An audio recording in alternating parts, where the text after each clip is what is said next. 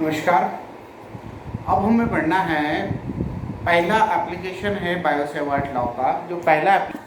आपका जो पहला एप्लीकेशन है उसमें क्वेश्चन आता है कि किसी भी एक करंट कैरिंग कॉइल है, एक कॉइल बनाया हुआ है मैंने, इस कॉइल के सेंटर के ऊपर, मतलब ये यहाँ पे मैग्नेटिक फील्ड का इंटेंसिटी क्या होगा जब इस कॉइल से आई करंट फ्लो।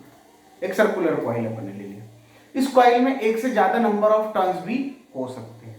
हमने क्या करा, सबसे पहले इस कॉइल को छोटे छोटे पार्ट्स में डिवाइड कर, that means we distribute this coil in the small elements each of length dl। प्रत्येक का जो लेंथ है वो स्मॉल होगा dl, like A B, B C, C D, D E, E R, so ठीक। Then we know that the current flowing through a conductor, then a magnetic field produced around it, and the magnetic field intensity for this magnetic effect of current is given by Biot-Savart law, and that is dB is equal to mu naught upon 4 pi I. The element is AB, therefore AB sin theta upon r square, but the length of each element is dl, therefore dB is equal to mu naught upon 4 pi I dl sin theta upon r square. But we know that the angle between circumference of the circle and its radius is 90 degree, therefore theta is equal to 90 degree. Again, dB is equal to mu naught upon 4 pi I dl sin theta.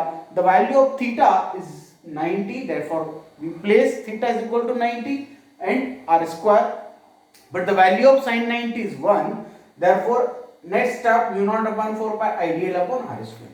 This is a magnetic field intensity for a one element AB, but the coil is divided in many number of elements like AB, each of length dl. Then we integrate this equation, integrate dB is equal to integrate mu naught upon 4 pi I dl upon r square. dB को integrate करा तो value b आया, mu not upon 4 pi i upon r square को integration के symbol से बाहर कर लिया because the function is dl.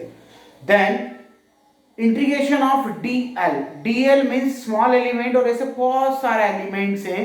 अगर ऐसे बहुत सारे एलिमेंट्स हैं मतलब इन सबको कैलकुलेट करना है। जब इन सबको कैलकुलेट करना है मतलब पूरा कॉइल कवर अप करना है, और जब पूरा कॉइल कवर करना होगा तो उस कॉइल का सरकमफेरेंस जो है वो dl का इंटीग्रेशन होगा। देयरफॉर 2 पाई r, ये circumference of circle, 2 pi r से r कैंसिल होगा, एक r बचेगा, वो केवल r यहां पर बच गया है। b is equal to mu naught upon 4 pi 2 pi n. n is the number of turns present in the coil. The coil consists many number of turns and the value that is n is equal to 1 2 3 4 so on, कुछ भी हो सकता है। 2 pi ni upon r, and the unit of magnetic field intensity is Tesla. It is compulsory to write in the last of your answer because 1 marks carry this unit.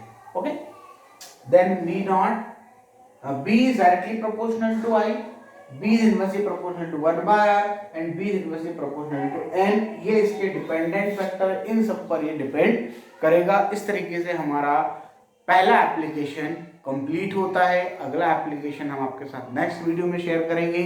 इसको आप देखिए, समझिए, careful study कीजिए और आपके लिए ये बहुत ही आपके एग्जाम के लिए यूजफुल होगा।